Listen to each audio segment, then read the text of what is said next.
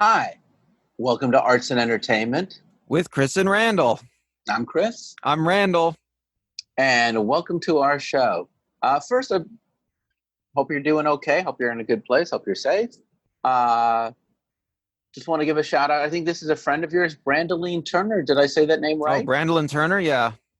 Brandeline Turner, thank you so much for sharing your likes and your comments. Did you know she did that? Brandeline did that? No, I didn't. When did she comment? Just this morning. I Oh, noticed. I'll check it out. I'll check it out. It was on her, I believe it was on her 80s that she commented, and then she shared our horror, I said, just like a New York, a horror episode. It's acceptable you. here. You know, you're tops in our books. So again, I will personally start if anybody who shares an episode and likes an episode and gives a funny comment, I tell you right now, anyone who does those three, or maybe just one of those three, I will immediately thank them before we do anything else on the show.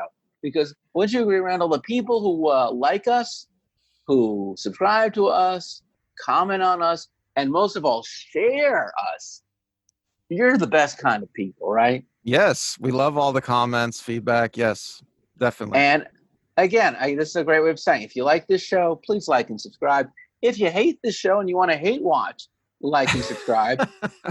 If we're doing a good job, please leave a comment in one of those sections where there is a comment available, or send us an email at our website. If we're doing a horrible job, Randall, are you up for some criticism? Yeah, let's hear it. Then let's hear it. Bring it on. Bring it on. Bring it on. People are always giving me criticism offline. Like, you know what you could do to do the show better? I'm like, why don't you just write it instead? Oh, really? People tell you that? What are they? Well, do you want to say some of the things people have said to you? No, not really. Because it's just kind of like, you should do a show about, okay, just write. I don't want you to talk. I just say, listen to the hand. No. Comment in comment section. That's the whole point of a comment section. So guys, seriously, the quality of our show is absolutely affected by your ability to say, you guys are terrible. Get it together, man. Or I want to hear, it definitely seems, I'll say this much, it definitely seems like 80s movies has gotten the most amount of response, and punk rock music has gotten the most amount of response. So I'm beginning to get a sense of who our viewers are. And I'm kind of excited because I feel like today's topic, I think, look, we're open to everybody, but I'm beginning to sense we kind of got a Gen X following. What do you say, Randall? Probably. Because it seems like when you have a show hosted by a 40-something and a 50-something talking about arts and entertainment, other 40-somethings and 50-somethings kind of want to come along for the conversation. Now, I'm really hoping there's people under 40 who are working on a research paper calling Understanding the New Middle-Aged Person, and they're watching this show. Well, I just want to say, Chris, that when we started doing this show, I thought that younger people mostly would listen to us because they would be interested in, I don't know, these topics, and they'd want to get a perspective of somebody that's been around a little bit longer, but yeah, that's right. Young people, don't you want to learn from your elders? Yeah, don't they want to? To all my friends who are boomers out there, don't you want to know what's hip and cool and what the young 50-something, 40-somethings are up to these days? Don't you want to be like us? Don't you want to be all fly and your Dockers and your Tommy Bahamas? Don't you want to know that scene? You're the coolest guy I know, Chris. Well, hey, I am a face of AARP. That's my goal. Hey, you'll be joining me soon enough, buddy. You laugh, but it's true. Actually, a friend of mine posed naked for I'm so dyslexic. AARP? Yeah, she did. She they have naked. centerfolds? Well, she was called This Is 50, and they ended up not putting it on the cover, but they did put it on their online on their website. So it's as they used to say, it's tasteful. Well, it's tasteful. She's naked. But she's naked like this, not like, well, what the hell am I doing? They are the Playboy generation. I mean, that's the kind of thing they grew up with, I guess. All right. Well, and growing up and growing old, I'm trying to segue into what today's show is about in a way that's probably not appropriate. So just going to get into it. So this is part 2 of a 2-part episode, which we called Growing Up and Growing Old with Radio. And when we discussed the first one, I close my eyes whenever I get embarrassed, or asleep. So, Randall, what were we talking about in the first part? We're just talking about our experiences listening to radio when we were growing up, the great stuff on the radio we listened to. We talked about like Howard Stern and Dr. Demento, right? And the music we listened to, and transistor radios, and and basically, the most important thing was that there was 2 things that radio did when we were really small kids. It showed us what the cool adult world was like, and then when we became teenagers, and maybe even early 20-somethings, it showed us like, hey, this is what cool music. This is what today's music. This is what today's music sounds like. And I realized something that we didn't really address as we ran out of time was the idea of growing old with radio. So that's what this whole episode is going to be about. So that was called Growing Up with Radio. This is called Growing Old with Radio. It's the changing relationship that we have with our FM dial. And I say FM dial because AM radio is dead. Is there anything besides like car talk radio, like on AM radio? I was trying to listen to some AM radio this past week because of this topic, and there's some stuff on there. I mean, there are music stations still on AM radio. Okay. I think there's a Disney. Does Disney still have a channel on AM radio somewhere where they play like pop hits for kids? Oh, yeah. Disney radio. So basically, we're just going to act like AM radio died. So I'm telling you right now, if you're asking us why we're not talking about the state of AM radio, it's because it's dead. There's no AM radio. So can I just say something about AM radio before we continue? Please, go right ahead. AM radio, AM is different than FM, and then AM, the signal can go way farther. Yeah. So there were a lot of back in the olden days. There were a lot of famous AM radio stations. They would transmit, like they would be based in Mexico, and they would transmit in a huge, and they'd be based in Mexico because it was illegal to have a radio station transmit at a certain power in the United States. So they'd put the station in Mexico and then boost the power so that the station could cover like almost the whole United States. So like, wasn't Wolfman Jack the famous DJ? Yeah, wasn't he at one of these? He was at one of these Mexican radio stations. And so this is the reason why the AM radio, when AM radio was king, which is, what era would you say that was? Like 50s? 50s through the early 70s. Actually, right through the 70s, because I was listening. My introduction to top 40 radio with WNBC and WABC and WCBS were when they were the AM versions, not the FM versions. And, right. And it's actually a cool point to make out. Go ahead. Right. So in those days, AM radio was king, and so you had these massive AM radio stations. They had massive audiences. They had massive coverage, and everybody was listening to them, right? And then the FM transition happened. And now you have like every city has dozens and dozens of FM stations, right? I mean, basically in the late 70s, early 80s, more radios came with FM, and the sound quality was better, and the industry moved from AM radio to FM radio. The range was less. Range was less, but you get stereo. Amplitude modulation. And FM is frequency modulation. So, and what's the difference between amplitude modulation and frequency modulations, Mr. Science? Man, you're like, this is a pop quiz I didn't know was coming, but it's the waveform is totally different, the way it's propagated. And AM can only go mono, I think, and FM can be stereo. Just because the way the wave is put together, I think. And so that was a big advantage, I guess, FM had when, they started introducing stereo. And when did stereo really start taking off? Like the late 60s, would you say? Yeah. All right. Well, let's get into our topic because we're almost 10 minutes into this show. We still haven't hit it. Let's get into it. All right. Let's get into it. So when we last left off, we talked about, basically around the early 2000s, we were starting to listen to talk radio a bit more. And I just really want to explain. I wish I had mentioned it in the first going, but I feel like there's three distinctive experiences we get when we listen to radio. There is the experience of listening to radio by yourself, which is, I think, what I was thinking about when I was a kid and getting my own radio and how amazing it was to control the dial. And then there's the experience of listening to radio either at work or at the supermarket, but in like a public space.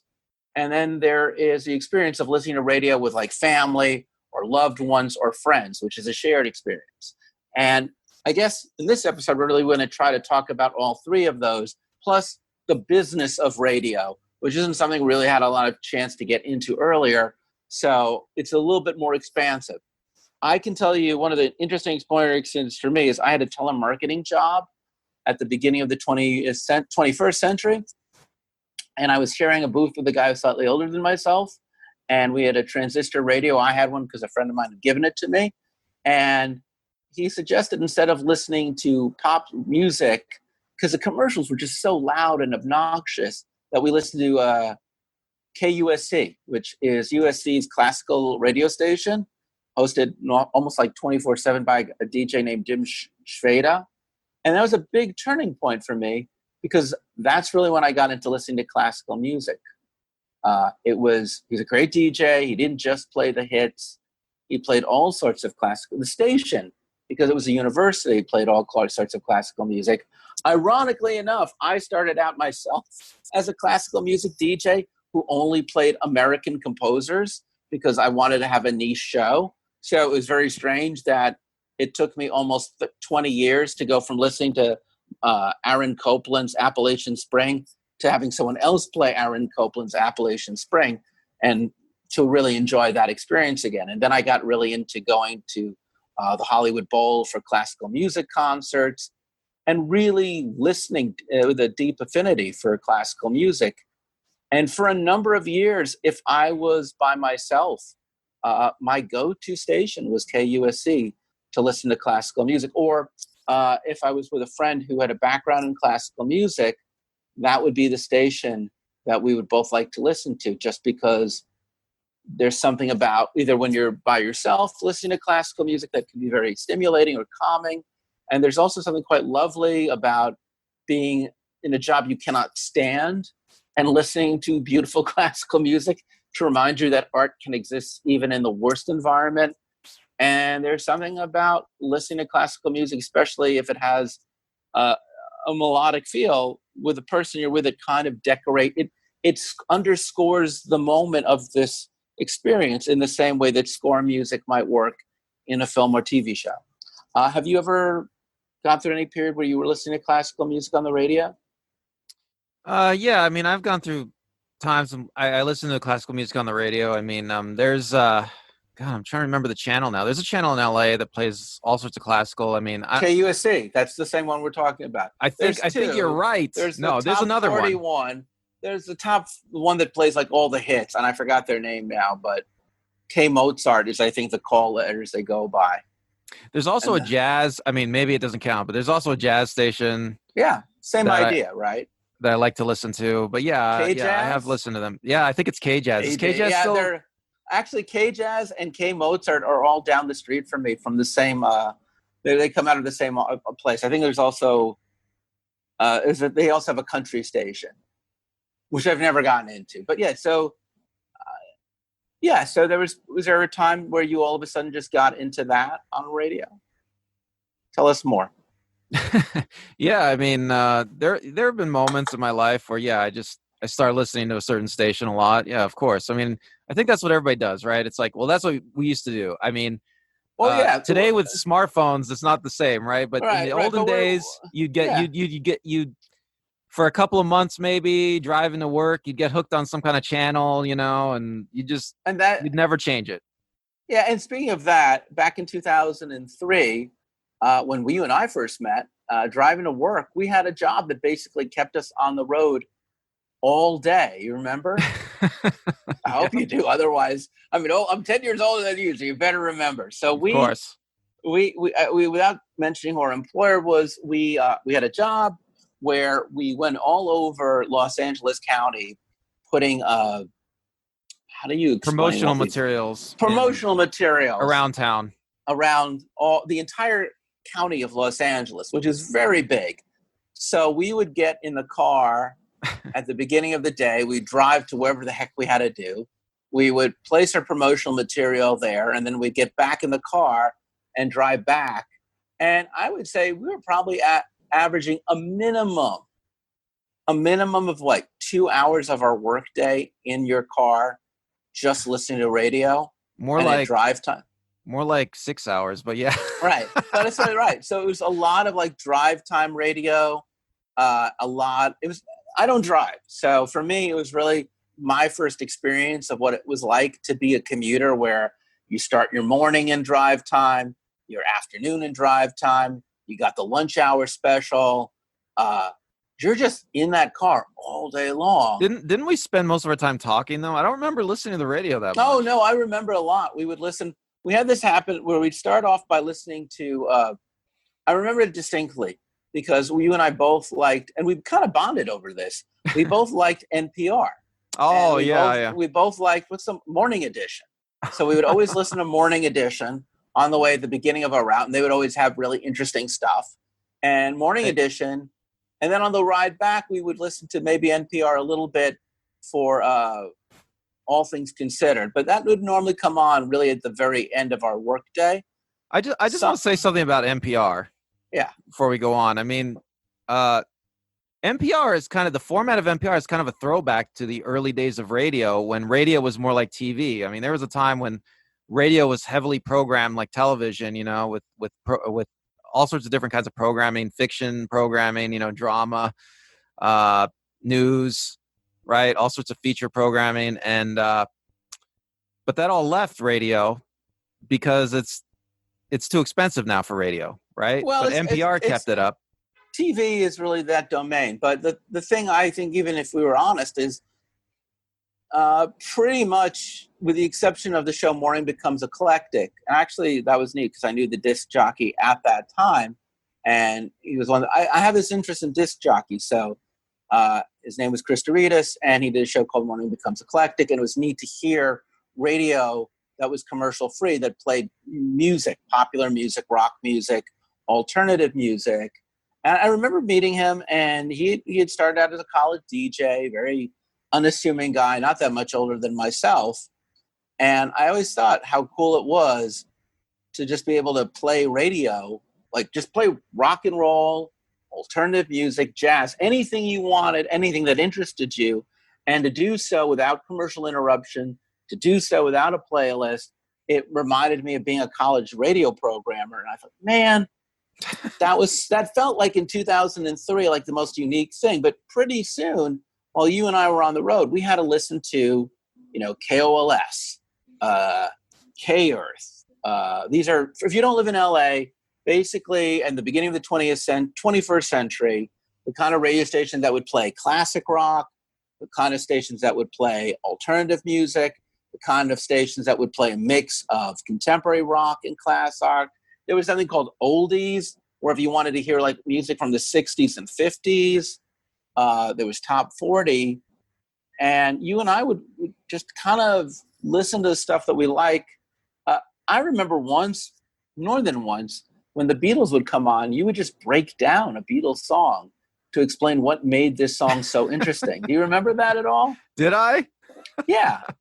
So I was always annoying. No, but do you ever remember, like, explain to me why you liked a certain playing on the Beatles? I don't think I remember that, Chris. I don't think I remember. You did. That. You would talk about. I did love the Beatles. In college, I went through a phase where I really got into just listening to the Beatles and. Well, that same person from college came out across, because I was really impressed with your understanding of the Beatles and your ability to show me what was going on in their songs and why a song that I'd always just thought of passively as fun had a lot of other things going on. And those were some great conversations. I think I vividly remember when Bohemian Rhapsody came on by Queen, and I sang the entire song from start to finish, and you were very impressed. But, you know, when I was a kid back in the 70s, everybody who was born in the 60s, we all knew every lyric to that, because that song was on like every 5 minutes. So by 1981, if you didn't know, literally, even the only line I ever kind of still to this day get wrong is Bazamouche or Scaramouche. Scaramouche, will you do the fandango? And then the response, which is some fake Italian that isn't really Italian. I never know how to get that line right. But I can get about 90. At my peak, I think I had 90% accuracy with Bohemian Rhapsody. Today, I think I'm more like at 75% accuracy.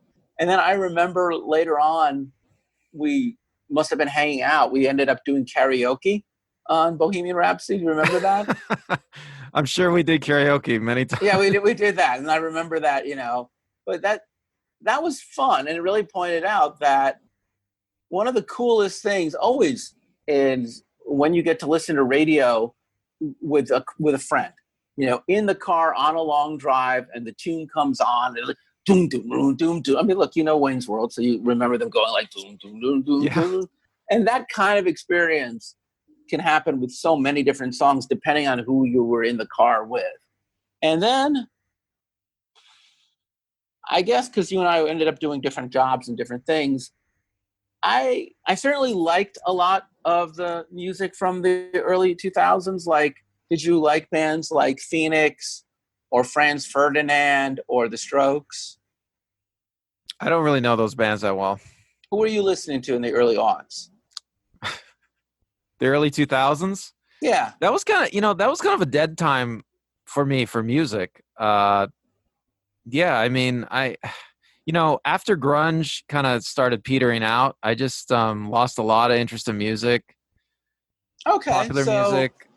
Around that time, you were kind of already, when I knew you, the music that you and I were listening to was, for the most part, already rooted in the 60s, 70s, and 80s. Well, you know what? And the 90s. I said it in the last episode, I think. I used to listen to the oldie station in San Bernardino a lot when I was in high school. And they played I think they played music from the 30s through the 60s, I think. And I really liked all that music. Yeah. But like in the when you and I were hanging out, after you and I were hanging out, still in that first decade of the 21st century, I mean, were you digging any of the music that was coming out around that time? Muse? Yeah, I liked Muse. I don't have much memory. I'd have to almost see a list of bands from that era. All right. Well, because I thought it was a neat time because it felt like it felt to me like in that first decade of the 2000s was a lot like the beginning of the 90s. There was a lot of great new bands just popping out, and that we were done with the tyranny of boy band pop music. And all of a sudden you could hear stuff like the bands I just mentioned, or the Black Keys. I love that band, the Black Keys. Black Keys I enjoyed. Can I just say, I think popular music kind of goes in phases. I think that like some people talk about like the rock pop phases, goes rock and then it goes pop. But I think popular music goes in a more, it goes in like it becomes really experimental. It starts out really experimental, right? There's all these different artists doing all sorts of weird things. And then somebody hits it huge. And then when that person hits it huge, it's like everybody in the industry has to suddenly conform. Oh, definitely. So I think let me just talk about like Nirvana is a perfect example, right? So Kurt Cobain and Nirvana hit it huge. And then suddenly everybody has to become, this is the pejorative term that's been used. Everybody has to become Nirvana Junior, right? Well, I don't think so. Get on the grunge bandwagon. I don't think so cynically at all. No, I'm going to just go out and say what happened was SoundScan changed the way they did record, the way they figured out how record sales worked. So what happened was they changed it. Garth Brooks got a big bump in the early 90s, and Nirvana's second album, which is Nevermind, got a very big bump. Now, Nirvana was part of a music scene that had other bands in it and stuff, but it had been relegated to what was called college radio. And then all of a sudden, because they were a sound that was selling well, it made it possible for other bands that were contemporaries of Nirvana to appeal on a wider spectrum, which is commercial radio. I just want to bring this into today's show, if you'll let me. So in 2000, I think a band like The Strokes did the exact same thing. They came out right after 9/11. Was that song Last Night, which a lot of people feel is a ripoff of American Girl. Yeah, Last Night, she said. So all of a sudden, coming out of, I would argue, coming out of 9/11, there was less of this Britney Spears or Boys, whatever that band was called. It was less pop. Insane. It was even popular radio got away from happy synth pop to an old, clean rock sound of young kids doing cool, just cool rock music again. And there was kind of a happy medium for commercial radio to have this kind of pop rock sound. Well, I just wanted to finish my thought though, is that I think that music goes in these waves where it goes like pop music goes in these waves where it becomes experimental, then it goes to becoming conformist because it's discovered that something's selling really well. And then everybody rushes to like kind of copy that sound.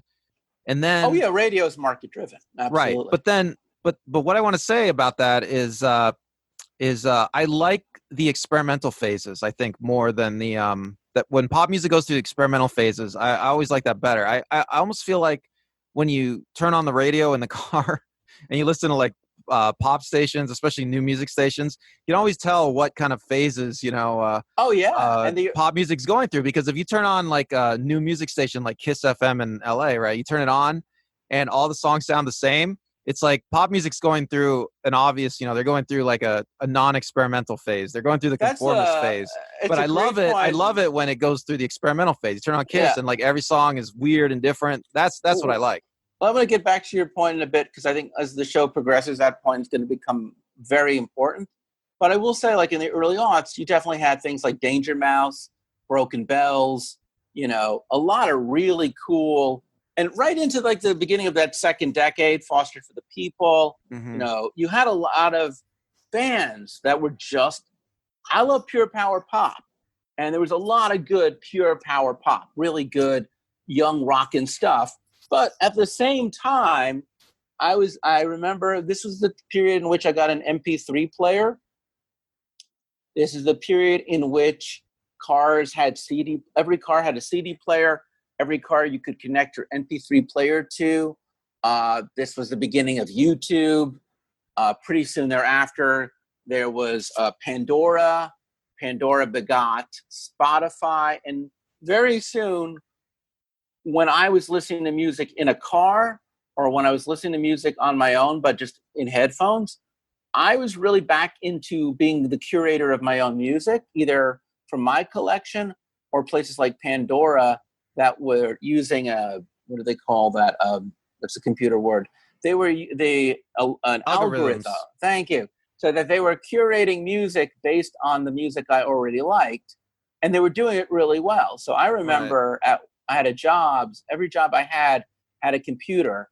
So I would just play. No employer ever said I couldn't do this. So every job I had with a computer, I would just play Pandora. So all day long, it would surprise me with cool music. Even if it had commercials, it was still music I liked. Yeah, me too. It was like I discovered a lot of new music through Pandora. That wasn't really new. It was like from decades ago. But Pandora. Yeah, when I first started listening to Pandora, I was also blown away. I mean, it's amazing, right? This brings up a question. I mean, I want to ask you. We didn't talk about this before, but it just occurred to me. This is something I've thought for a while. Is I mean, with the internet coming, I kind of saw with the internet coming years ago that the general public, people, the masses, you could say, would have access to all these old songs. Like Napster was the first time when people really had access to all the music. And now with the internet, everybody has access. So the question I wanted to ask before we get to the now, I just go ahead, ask your question. The question I wanted to ask you is, do you think that that access to all this back catalog stuff has influenced people's tastes? Because I think it has. I think people's tastes are a lot better, a lot more sophisticated. Maybe I'm crazy though. Let's get, you know what? I'm going to say, I want to hold off on anything about today because I just want to bring us up to today. So that's a great question. And I will answer it. I think it will become we're working towards it. But right now, I just want to say what you're experiencing, if you can follow me just in time chronologically, is that by the second decade of the 21st century, I left radio because I had better options. I remember getting my sister and I got our mom Sirius satellite radio. She was a school teacher. She'd drive to work. She'd drive to the country to visit her friends, and the kind of music that my mom liked was slowly disappearing. My mom liked classical music. There was less classical stations. My mom liked music from the 50s. That was disappearing, and the 60s, and that was disappearing. And we also wanted to have her strong signal. So when she was out of the city, she could hear her music clearly. The DJs on those stations were the DJs that I had grown up with, that she had grown up with. It was just a much better format. So maybe it was true I was spending a little less time in cars, or if I was spending time in cars, we were just listening to the music we already brought. But by the age you are now, certainly by my 40s, first off, by my 40s, I could certainly tell you the music I would hear in supermarkets and public places, what I call you cannot escape music, was just terrible. You know what I'm saying? Like, no offense, folks, I hated Taylor Swift. I'm not a big fan of Rihanna. I'm not a big fan of hip hop. There's like a lot of popular music. Whatever was hitting it big about 5 years ago to today, that was clearly aimed at a younger person, and that's fine. I don't think pop music was ever made so that a guy in his late 40s and early 50s go, yeah, they're really speaking to my soul. I mean, that was the other problem. As I was getting to the point where you are now and where you're going to go, I was beginning to realize that music that was on radio that was new was really for a different generation of person, at least the kind of stuff that was getting piped in to the places I was. Didn't you hear that too? Like when you were at jobs or at, other places or restaurants, when you hear pop music, do you remember roughly in the last 5 to 10 years when all of a sudden you started hearing pop music and you had that weird feeling that you were really too old for what this song was about? Yes, I think that era you're talking about, pop music started to target younger people. Yes, for a while. Yes. And did that feel a bit weird? Like, I guess even during this period of history that we're talking about, there was people like, there's always been songs that were aimed at young people. I guess, in the 90s when the boy bands were around, they were just 10 years or so younger than me. So I could still feel a certain degree of like, I've outgrown it. But like, by the time that they were like half my age or half your age, and they're singing about, high school crushes and broken hearts, did it just get to this weird thing where it no longer felt universal, but you kind of felt like someone's dad? Well, I don't have kids, so I don't know if I could ever feel like someone's dad, but I don't know. I mean, I used to listen to the 30s, 40s, 50s music. It was always geared for super young people, made by super young people. I don't know. Isn't pop music supposed to be targeted to youth? I mean, isn't that like the normal thing? Maybe so. But there just comes that point where if you were a young person and listening to music from the 30s, then it feels like, oh, wow, those people back then knew what it was about. But once I think really, for me, once I got into that, what I call the Katy Perry, Taylor Swift, there was like about 5, maybe even 8 years ago, where there was just a slew of young female singers talking about broken hearts and boy bands coming out again. Well, I got a little secret for you, Chris. I'm a big fan of bubblegum pop. I have always loved bubblegum pop. I mean, I don't think it's the greatest music ever, but I enjoy it. I do enjoy like a good Taylor Swift song, a good Britney Spears song. I do enjoy that stuff. Then maybe, in fact, I'll tell you my secret love from back in the olden days is Mandy Moore, who I thought was like the greatest bubblegum pop artist of all time. You and Ryan Adams. He was a teenager. I mean, her videos, her music, I love it. Wow, I did not know this about you, Randall. Yeah, I don't like to tell people. You're coming out. I should have known when you and I were hanging out in the car 20 years ago that you were sometimes I'd go, hey, Randall, let's change the channel. But maybe you weren't really inclined to change the channel. I should have seen all the signs and red flags that you were a pop music fan. Oh, my God. I need a minute there. I'm going to take this moment to just say, wow, okay. So you hate pop music? You don't like? Well, no, but it means something that I guess, oh, Lord, I'm learning things about us. I mean, that's the best beauty of the show, is that I think the only way one can really ever just, I think, stay in the world of really appreciating pop music is to find a way of, I think, connecting with today's young singer, you know, the emo artist or whoever. The only way, yeah, I guess you never lose that connection. And God love you, man, but I lost that connection, and I started feeling like these songs, you know, and the artists that I like Radiohead or Elvis Costello or, wow, that is really not a lot of people. The artists that I like that kept on putting out music, they weren't getting a lot of radio play. So I just kind of walked away from radio, which brings us to the question that you had asked before, which is just recently with my girlfriend and I, we've been in the car an awful lot because we figure you can still self-isolate as long as you're in a car. And I've been just listening to copious amounts of popular FM radio here in Los Angeles County. And I know I asked you to do the same. So what have you found? I have found, well, I guess, you know, the last time I went through a phase where I was heavily listening to the radio while driving around in LA was, I don't know, man. It could have been like 5 years ago, more than that even. And very little has changed. I mean, maybe the oldies stations, the songs are a little newer, but the genres are all similar. You know, Kiss is still one of the only stations that's playing like the new music all the time. And yeah, I mean, K-Rock, I tried to listen to K-Rock. You know, K-Rock always changes over the years.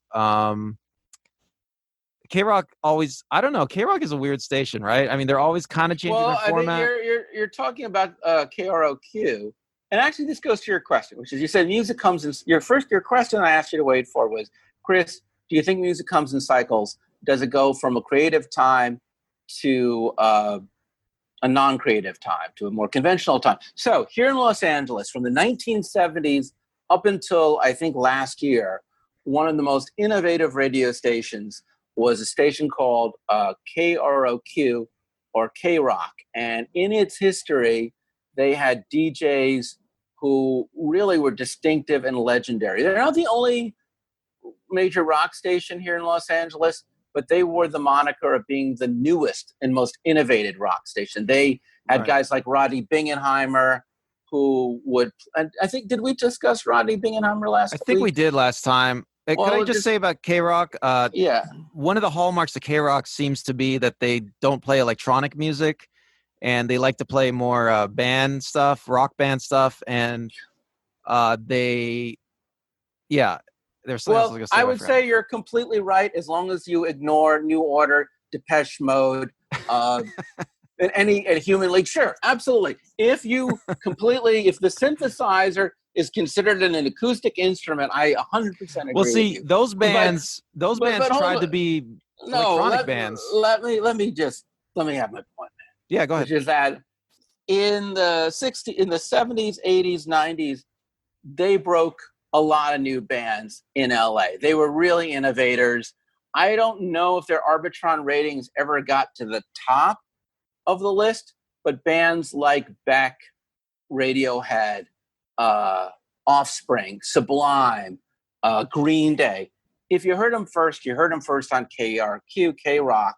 They would have these events like the Weenie Roast that drive time people like Kevin and Bean. And they were the tastemakers. And they performed a very essential function that actually, I would argue, their legacy went right into everybody's radio, because if they would break them first, then nationally you would hear them.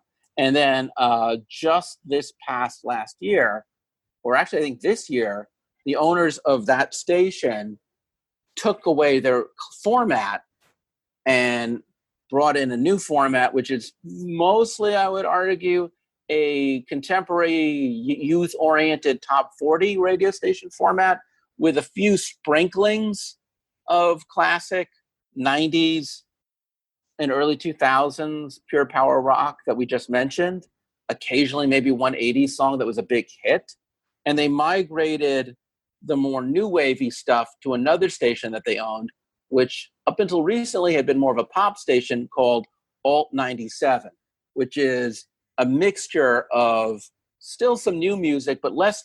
It's the difference between KROQ, and I'm getting really in the weeds here, and Alt 97 is, I would say 80% of what they play on KROQ is new, and 20% is classically alternative. And it's the reverse on Alt 97, where 80% of Alt 97 is classically alternative and 20% is new. Surprisingly, neither of these stations are that high on the Arbitron for LA.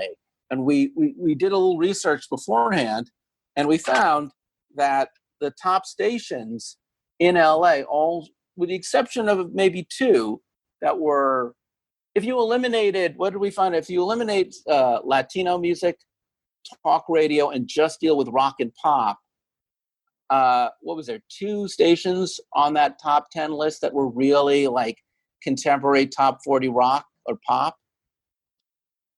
Two? Yeah, maybe like KLOS. No, that's not contemporary. It was like pop stuff. So it was like, Kiss? like Kiss and 104.5. Yeah. So it was Kiss and 104.5 that played like. Oh, you mean 104.3 K Big? K Big and Kiss would play like Adele. Oh, no, you're talking about Coast, 103.5 and 104.3? I mean, like places that'll play like just new music. Okay, Kiss. The last Kiss and 104. And those are stations that have historically always played music that is skewed to a younger person. Hey, can I say something about K-Rock? I think absolutely. I think that K-Rock may have started out as like almost like a college radio station concept. Yeah. And everything was going great. And I think like when I was in college, it was still the old K-Rock, and they used to play Violent Femmes a lot. Do you remember that band? I used to love that band in high school. Milwaukee. I went to school with a lot of people who knew those bands personally. Yeah, Violent Femmes is like, I love that band when I was in I went to college in Wisconsin. There's no escape from the Violent Femmes. Well, K-Rock used to play them all the time. Gordon Gano rules. Yeah. They were a college radio favorite. And K-Rock used to play them. So K-Rock was kind of like a college radio station, but for, an LA audience. It was. I think that's a brilliant, that was brilliant. But something that happened, I think, is that Nirvana hit it big. And, Nirvana was one of the bands they liked, the grungy kind of bands they liked. And when Nirvana hit it big, K-Rock suddenly became like a big station for a while. I remember one of the DJs at K-Rock talking about this, either in an interview or something. I mean, this is years ago. And so K-Rock becomes a big station, and it changed everything for K-Rock, Oh, it's true. I think that they accelerated with the rise of grunge, and they accelerated again in the early 2000s with the rise of new rock bands like The Strokes, The Strokes, and other bands that I'm just completely spacing out on. You go right ahead. You tell me what was popular in the early aughts. I'm an old man. I don't remember shit. So my point is, what we were able to deduce, the number one radio station currently in Los Angeles as of June 20th, 2020, on the Arbitron ratings is, I just want to read it. And this really tells you a lot, K-Earth. Now, which has always been historically an oldies radio. When I moved here in 1993, K-Earth would play, this is K-Earth, play music from the 50s, 60s, and 70s. Here's Elvis Presley. Here's the Beatles. Here's the Carpenters. Today, K-Earth says they're playing, K-Earth lists music from the 70s still, 80s, and 90s. No more 50s music. You cannot hear 50s music anywhere. You really maybe on AM somewhere. Yeah. You can hear 60s music with a few exceptions that you might be able to hear the Rolling Stones, and you might be able to hear a few Beatles songs, and you might be able to hear a few Who songs, but you can't even hear the Doors anymore. I mean, on most radio, it's like, huh? And when they talked about the 70s, they were much more like in easy listening 70s, or as opposed to like Led Zepp 70s, but it's more like, here's Steely Dan Hey, or Neil Sedaka. I have a question But for you, Chris, maybe. Okay, ask me your question. Okay, this might be an easy question to answer. But Yeah. do you think it's weird that it seems like most people only want to listen to music made during their lifetimes? Do you think that's strange? Well, that's what I'm saying. If you look at the top 5 radio stations here in Los Angeles that made the Arbitrons, so you've got K Earth, which we just mentioned. Then you've got Coast, and Coast is definitely what we would call easy listening or contemporary. Coast is playing Janet Jackson. I looked this up on a playlist. Kelly Clarkson, who's new. Then they're playing The Police. Then they're playing Sam Smith, who's relatively in the last 5-10 years. Then they're back to playing Kiss. They're playing Prince's song. Then they're playing Mariah Carey. They play Spandau Ballet. So you get that weird format where either it's classic rock or it's classic rock infused with contemporary pop music that's roughly from the same time. K-Big was on K-Big because I just looked this up, and it really gives you a flavor of what's on K-Big. K-Big is apparently I didn't put on K-Big, but I believe K-Big there it is. So they were playing Manic Monday, Down Under, September, The Outfield, What I Like About You. So K-Big starts mixing, and then you get to like KCBS, which has the strangest oldies format in the world. And I called up a friend of mine in New York City to see if they were doing this at WCBS, which is a station that I also, when I was a kid, has always been an oldie station. So they have this thing out here called Jack FM, and they play stuff. So they have like, Cars, Fleetwood Mac, Corey Hart, and they're, again, almost everything on their playlist was from like 1980s. I can't remember what station call letters this is, but there's one radio station. Let me look it up. This really blows my skull. I really want to share this with the state. It's an LA station. Give me this minute, please. Always come prepared when you do these shows. Always be prepared. Always be prepared. Come on. Okay. K-Earth, going back to the number one station, the oldie station that we were just talking about. Last night at 9:00, they played Eye of the Tiger by Survivor. Before they played Eye of the Tiger, they played Once in a Lifetime by the Talking Heads. And before they played that, they played Sweet Home Alabama by Lynyrd Skynyrd.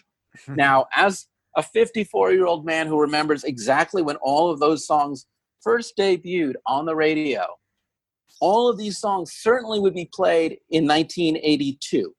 Obviously, Eye of the Tiger would have been a brand new pop song, Once in a Lifetime, though they played it off of Stop Making Sense. The original album, which is off Remain in the Life, would still be radio play. Sweet Home Alabama, you would have absolutely heard this on the radio. All these songs you would have heard in the radio, certainly in 1984. But there is no way or form that there's no station in America in 1984 that would have played all three songs on the same station, because there was no fan of those three songs in 1984. In high school, there was a particular kind of person who loved Survivor. I'll just pretend they're a jock. They're not, but they're just a certain kind of person who loves Survivor. Because from Rocky, there's a certain kind of hip new wave kid who loves Once in a Lifetime by the Talking Heads. And it was definitely a 1970s Jack Daniels t-shirt dude who loved Lynyrd Skynyrd's Sweet Home Alabama. So this idea that oldies music now compresses what were distinct subcultures into one moment in time on one level kind of offends me. But here's the weird confession, Randall. It also kind of entertains me because, okay, I'm never going to own the album Survivor. And it's an interesting point out that a lot of things that were on pop radio, I would never buy the album to, because either they were one-hit wonders, or in the case of Michael Jackson's Thriller, I heard the music so many times, it wouldn't be until about 15 years ago I'd buy the album because I didn't realize I didn't own the album. But do I enjoy listening to Survivor every so often for pure nostalgia? Hell yes. Once Chris, in a Lifetime. Let me just finish my thought. Go ahead. Once in a Lifetime is one of my favorite songs. I love the Talking Heads. David Byrne just did a very interesting collaboration on Broadway just before the pandemic. I look it up, called American Utopia, where he reimagined how to do that song. And it was mind-blowing. It's really a great song. And then you get to like the controversial Sweet Home Alabama. At the time, I didn't dig the song. Later on, I found out it was a response to Neil Young's Southern Man. And I love the fact that it really just nails it to Southern Man. But more importantly, while I'm not a great fan of the lyrics, the lovely musical instrumentation, that just very cool country, jazzy Dixie sound, maybe not Dixie sound, that particular musical sound with the pianos, the orchestration, the way it's put together, man, the musicianship in that song, every time I listen to it as just music, I go, there's a lot going on in that song, and it's freaking awesome. So maybe like 14-year-old, 17-year-old, 25-year-old Chris Corbell would have been like, don't put those songs together. 54-year-old Chris Corbell goes, yeah, I'm enjoying the experience, is what I'm saying. Go on, your question. I want to disagree a little bit because go for it. Okay, so back in the olden days, right, when people bought records, you could look through people's record collections, right? Right. And I'm sure, and if you're of a certain age, like us or older, you remember looking through people's collections, right? And like you go to a party or something, you look through their collection, I don't know if you could even do that today. Like, what would you look through somebody's Spotify playlist or something? I don't know. Yeah, you'd look through their playlist, or if they're our age, you go to their house and you look at those old dusty CDs that they have. You look at or the vinyl that they bought. Yeah. But I think it's possible that you could see all three of these songs in somebody's collection, and even back in those days. And no, absolutely I don't think... not.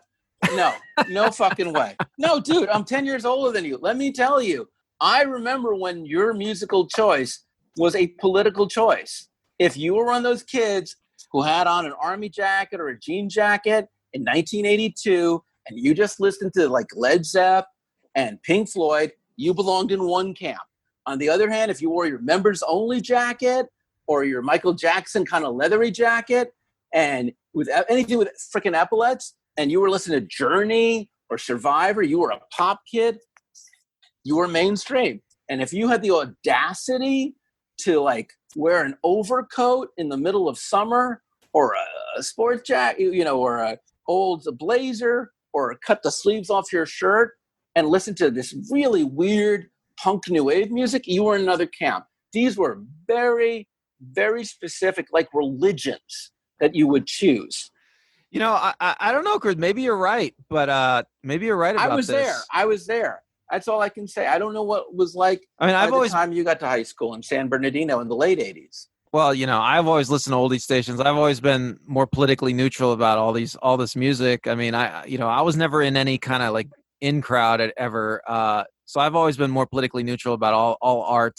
Okay, well. So maybe it's just my personality, but no, I think you do definitely have a point. So you think the oldie stations compressing these into one playlist?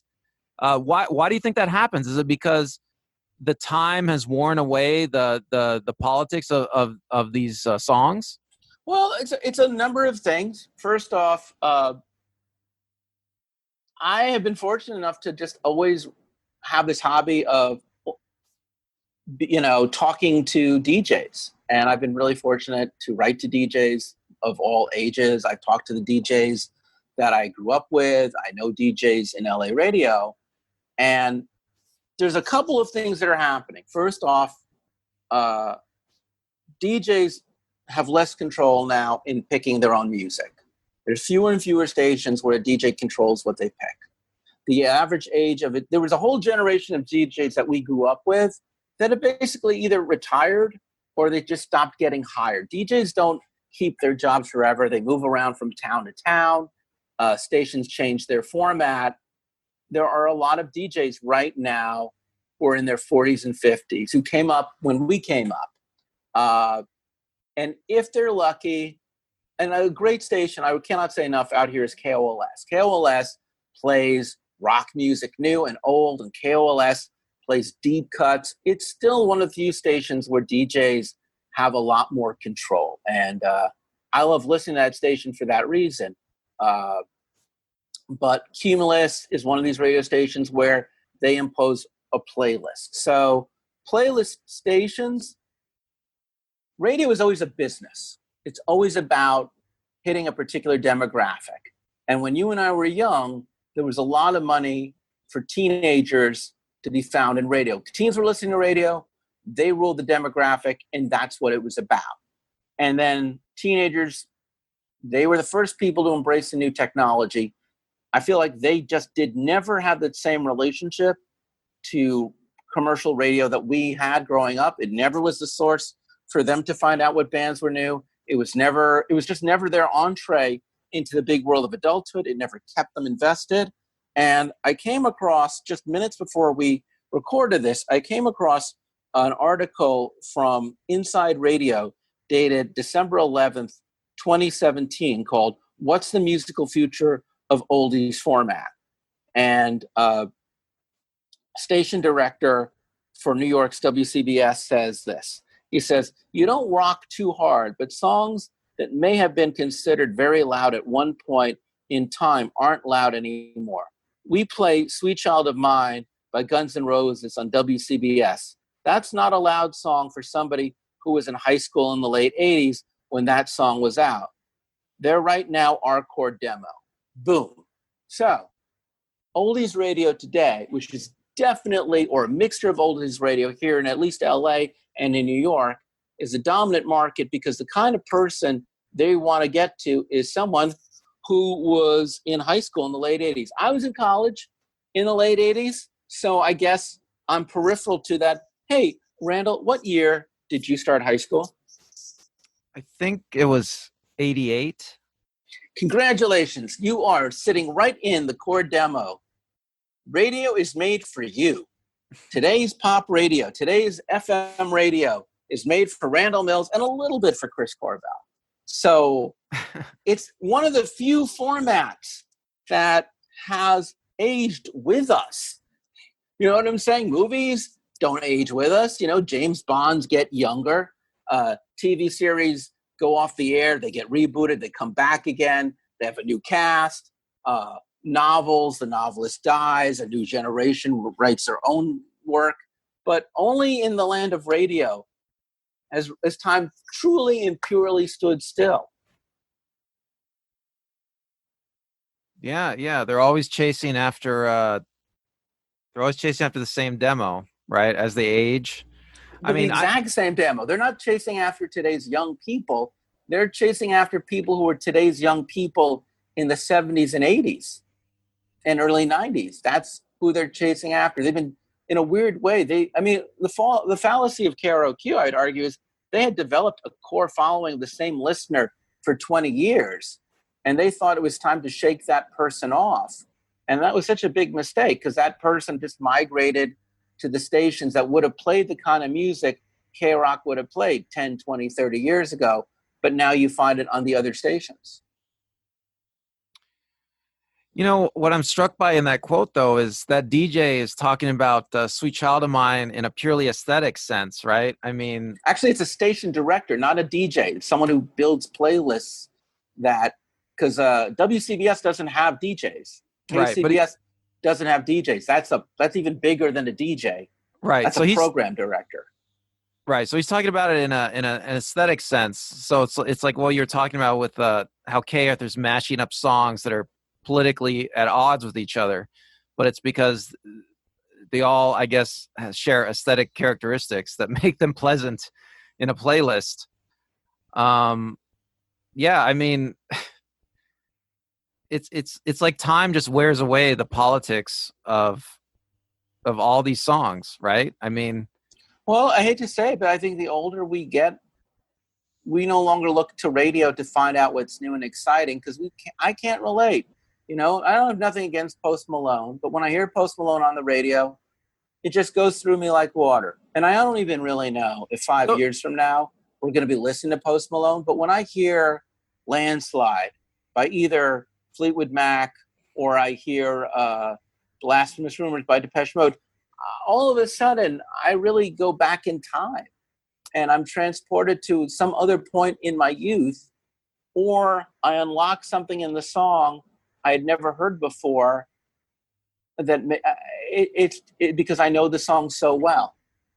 I'm sorry, you were going to say. So you have feelings of nostalgia and it evokes good memories and feelings for you, these older songs? And sometimes even if it invokes bad memories, there are songs where like, oh yeah, I remember that was a horrible day. You still like it?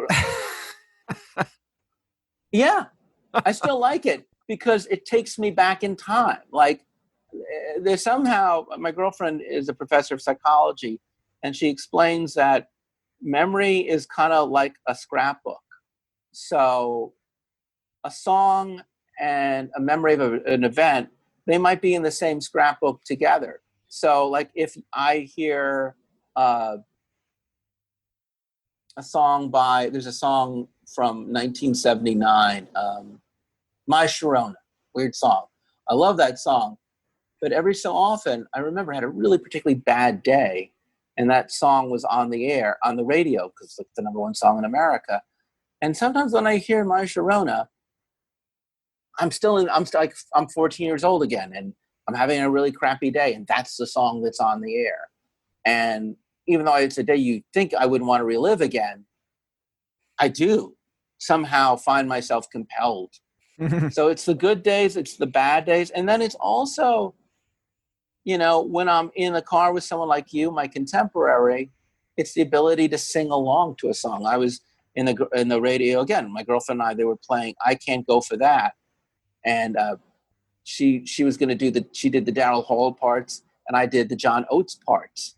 And it's because we've grown up memorizing that song like my mother used to know poetry, or someone knows French. So we go, I can't go for that.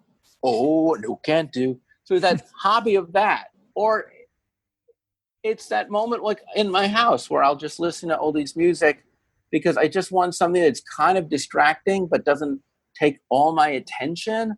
Or when I'm out in public, I find myself, because I'm getting old and crazy, I go to 7-Eleven and they're playing The Dream Police by Cheap Trick.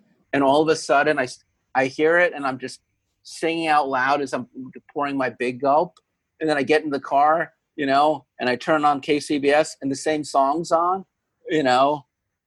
Yeah, I have absolutely recently found myself singing out loud at supermarkets, drugstores, without even thinking about it, because I've lost my brain, and I realize those headphones I'm so used to having in my ears aren't in my ears. Yeah, does that make sense? Yeah. Well, do you ever find yourself doing that when you're in the car, or do you ever find that when you're out in the world and you're singing along? Okay, I'll tell you something about me, I guess, sometimes when I listen to old songs that evoke strong feelings and memories, it's hard for me to listen to them. I mean, I'm very distracted. I'm in my memory thinking about something that happened and a time in my life, and I don't like it. I don't like that at all. I hear you. No, I hear you. And it makes, you know, same deal too. By the way, there are times where there's a great song on the radio that I've heard for like a million times. I'm like, I do not need to hear this. It's one of my favorite songs. I think I'd rather hear Heaven is a Place on Earth by Belinda Carlisle than listen to one more version of Shiny Happy People by REM. I love REM 10 times more than I love Belinda Carlisle, but I have heard Shiny Happy, a good song by REM, like what's a good song by REM that Radio Free Europe. As much as I love Radio Free Europe, because I've heard it 1,000 times, but I really haven't heard, let's say I'll go back to Heaven is a Place on Earth. I've only heard it 100 times. I'll listen to that instead. Well, something kids today might not understand is, like music used to be played everywhere. I mean, if something hit big, you just hear it everywhere on the Oh radio. You God, walk into a yeah. store and on the elevator at the grocery store. Oh yeah, yeah. It does. There's no escaping. That's why I'm saying it took me 15 years. It was only until about 15 years, about 20 years after uh, Thriller came out, that I actually bought my own copy of Thriller, because I had heard every song on it, and I didn't see the point in owning an album that I knew every song to until I stopped hearing it. Your relationship to music, I wanted to say something else. Your relationship to music, from what I've read about like the pre-industrial world, that was kind of like the relationship most people had to music. I mean, people sang songs over and over, they memorized these songs. Songs were sung over and over for hundreds of years, some of these songs, and they come Yeah, down to us like nursery rhymes, some of these nursery rhymes. Uh, the that's uh very true. the national anthem, the American national anthem, I guess it was like based on a drinking song, a British drinking song, like the music of it. Oh yeah. Um, that people would sing. I guess people would sing songs in saloons while they were drunk.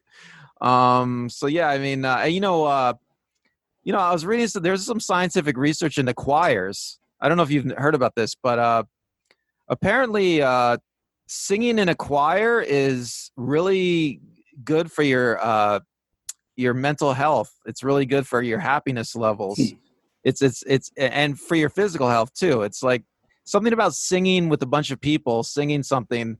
It makes you happy, and it makes you it reduces stress, and it And even maybe that's a good point. Right now, you cannot sing in a choir. Right now, the best you can even do is sing with one other person or your immediate family in a car. So it's quite possible that the loneliness that we're feeling in this particular moment while we're recording this, the world is undergoing great catastrophe. It's just a reminder. Maybe that's the point of nostalgia, and maybe that's the point of memory. Is if we're in the here and now is not a place we want to be. It allows us to travel to a safer, happier time, or even an unhappier time, but at least in a safer world. Yeah, and maybe you should just sing more. Well, singing makes you happy. It activates. You're right. It activates joy. Have you ever seen? And Have you ever seen like just somebody like just singing like in a grocery store? They're just singing, maybe not even loudly, just to themselves. that would be me, as we just mentioned earlier. We in the modern world, we look at that person, right, and we think, oh, that there's something wrong with that person, right? I mean, homeless people will do it sometimes, but maybe we're the weird ones, right, for not singing all the time. Well, I definitely think in times of sadness, old songs that you know the lyrics to, uh, especially the messages behind songs, especially about pure power pop, which often is about just being happy for no reason, or where the worst thing that could happen is someone's going to break your heart. Yeah, I definitely think in harder times, it really helps distract you. I think being able to recall all the lyrics to a song gives you a sense of control, familiarity, and comfort. Do you think those things are true for you as they are for me? Yes, I definitely think so. I mean, and when you sing along, even to a recorded song, I mean, you just feel a sense of connection and happiness, right? I mean, Right. And the more that's not going on in your life, I think, when I was a small kid, and especially as a kid who was mostly by himself as a small kid, the radio and the music was comforting to me, because not only did it show me the world outside, but it showed to me the world outside was a warm, happy, fun place with a lot of goodness and activity. And I couldn't wait to just jump into that pool of adulthood. And now I look at it from the opposite perspective as an adult in this particular moment in history. And it's the pool of memory and childhood innocence that I feel that music takes you back to. wow, that was great, Chris. All right. Well, I think the only thing I want to say is, to close it out, is you had asked me a really great question. I just wanted you to hold off on it, which is, you say that music goes in periods of creativity and stagnation. And I think, in fairness, there probably is a lot of great creative music out there in the world right now, even in popular music. But I think I no longer, maybe you feel the same way, maybe you never did, but I no longer look to young musicians who are half my age to tell me the story of what it's like for me to be me at this point in my life. They probably are doing a good job, but I no longer can connect to them. So they're in one place in the world and I'm in another. So maybe it's just that stagnation is I just can't listen to new music anymore. Maybe they understand that, and maybe that's why FM radio, which has now become a haven for people our age, knows that about us.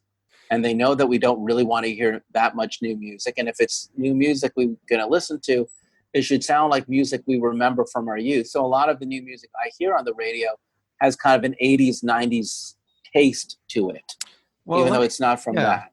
Well, let me just say something. You know, this is something I think about sometimes. Is like the search for novelty in art is kind of unusual for us, for humans. You know, I mean, if you look at like indigenous peoples, they even, you know, within religions, our religions, you know, people practice the same art forms for maybe thousands of years, right? And they don't change, and they're passed on from generation to generation. And yet, here in the modern world, you know, people want to make new art, like every day almost. And yeah, that's an excellent point. And commercial radio, which is market driven, knows that you constantly have to have new product out. And in the last 20 years, we've gone from live instruments to tapes and sequencers. So the speed in which music is made is faster, and the faster it can get to market, the more disposable the music is. So yeah, your counter argument is a very good one. That on the other hand, you could also make the argument that just music today just isn't as relatable. If you're a young person, and by that I just mean younger than Randall, maybe in your 20s, maybe you're in your early 30s, and you do listen to oldies music, meaning stuff before 10 years ago or 15 years ago, could you at least tell me, do you even like your parents' music? Does this stuff even count? Do you even listen to the radio? I'd love to know. you know, If there's enough follow-up to this particular episode, there'll be a third episode. If not, I doubt we'll ever really do another episode on radio, because I don't really feel, I hate to say this, I don't even think radio is relevant anymore to today's entertainment person. I think we can talk about podcasts, we can talk about, you know, satellite radio, but just straight up FM radio, I just don't know if it even matters beyond what we've covered. Yeah. How do you feel? Yeah, that's an interesting point. Yeah. I mean, this was a hard episode to do for you and for me both. Well, we're covering a lot of territory. But it's hard to say a lot more than what we can say. Yeah, I mean, well, there is something odd, I think. I mean, back to what I said previously, but there is something odd about always searching for something new. You know, I mean, that radio has devolved into some sort of just repetitive machine, you know, that just plays the same music over and over. I don't even know if we should be surprised by that. All right, I think I know it's a long episode, and sometimes I want to get off because I don't want to tax your viewers. But I honestly think that maybe my emotional dependence on radio is perfectly acceptable for a teenager. But at some point, as an adult, I can't really look to radio to give me what I need, either as far as new music. I can't expect that I'm always going to expect new musicians to really like where I'm coming from or inform me. And radio, at the end of the day, is a commercial medium. FM radio is designed to get listeners to listen. And right now, we're the people whose ears they want to grab. And they've done their research. And they know if we wanted to listen to something newer, they'd play something newer. And if we wanted to listen to something older, they'd play something older. But they've put the time and the money in to know that if they want you and me listening to them, this is the music that we want to hear. And boy, it is a weird to think that in some ways, I think FM radio knows us better than we know ourselves. All these And that's scary. Yeah. Because it's the only commercial medium, I feel, that has decided that instead of focusing on the youth of America, they're going to focus on these two middle-aged men and women and our friends and all these people, and just stick with our generation, the Gen X kids, for at least the time being, and give them what they want, regardless of whether or not they want to admit that's what they want. And if radio feels like it's no longer relevant, it's only because we ourselves maybe no longer feel like we're relevant. And maybe that's the point, is that if a commercial medium grows old with us, then it grows old too.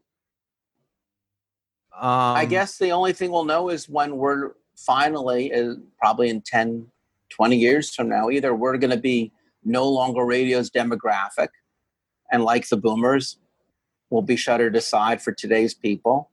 And they'll be like playing the hits from the early 2000s to 2010, 2020, 2030. And here's Post Malone, oldie but goodie. Or radio as we know it will simply cease to exist. But I do feel that as we grow old with radio, which is the thesis of this show, either we'll move on or they will move on. And that's the last word. Randall, do you have anything you want to add? Nope. You got it, Chris. Thank you so much. This was a longer, but I really would love to know what your thoughts and feelings are. Until then, I'm Chris. I'm Randall. Thanks for listening to our show. Thanks for watching our show. Bye.